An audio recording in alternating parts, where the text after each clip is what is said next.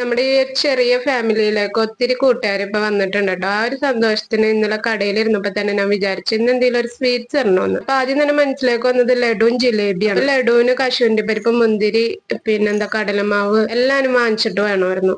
അപ്പൊ ഞാൻ വിചാരിച്ചു ജിലേബി ഉണ്ടാക്കാം. അപ്പൊ കളർ മാത്രം വാങ്ങിച്ചാൽ മതി. മഞ്ഞപ്പൊടി ഇട്ട് അഡ്ജസ്റ്റ് ചെയ്യാന്ന് വെച്ചാൽ നിങ്ങളാരും ഭംഗിയില്ലെങ്കിൽ കേറില്ലല്ലോ. അങ്ങനെ കളർ വാങ്ങാൻ ചെന്നപ്പോ ഞാൻ കുറച്ച് പഞ്ചസാരയും കൂടി വാങ്ങിച്ചു. ഇനി ജിലേബി ഉണ്ടാക്കാൻ പഞ്ചസാര എടുക്കുമ്പോ ഉമ്മിച്ച് കിടന്ന് നൊളോളിക്കുണ്ടല്ലോ. ജിലേബിയെ പറ്റി പറയാന്നുണ്ടെങ്കിൽ കാണുന്ന ഭംഗി പോലെയൊന്നല്ല, നമ്മളിട്ട് ഇടങ്ങേറാക്കും. ഞാൻ 10ാം ക്ലാസ്സിൽ വെച്ചൊക്കെ എങ്ങാണ്ടാണ് ആദ്യമായിട്ട് ജിലേബി ഉണ്ടാക്കാൻ നോക്കിയത്. ഇങ്ങനെ ഇച്ചിരി ടഫായിട്ടുള്ള കാര്യങ്ങൾ ചെയ്യാൻ എനിക്ക് ഇച്ചിരി കൂടുതൽ താല്പര്യമുണ്ട്. വറപൊരി കരിയന്റെ ചാനലിൽ നിങ്ങൾക്ക് കൂടുതൽ കാണാം. വീഡിയോയിലേക്ക് ശ്രദ്ധിച്ചു നോക്കിക്കോട്ടോ. ഇപ്പൊ ഒരു പണി കിട്ടിയായിരുന്നു. ജിലേബി ഷേപ്പ് ചെയ്യാൻ ഞാനൊന്നും കരുതിയില്ലായിരുന്നു. വേഗം തന്നെ പഞ്ചസാര പൊട്ടിച്ചിട്ട് ആ കവറിൽ മാവിട്ട് ജിലേബി ഷേപ്പ് ചെയ്തോണ്ടിരിക്കുകയല്ല, വെളിച്ചെണ്ണയിലേക്ക് കവറ് പൊട്ടി മാവ് അങ്ങോട്ട് ചാടിപ്പോയി. വേഗം തന്നെ ചില്ലിയുടെ കവറ് പൊട്ടിച്ച് സംഗതി റെഡിയാക്കി.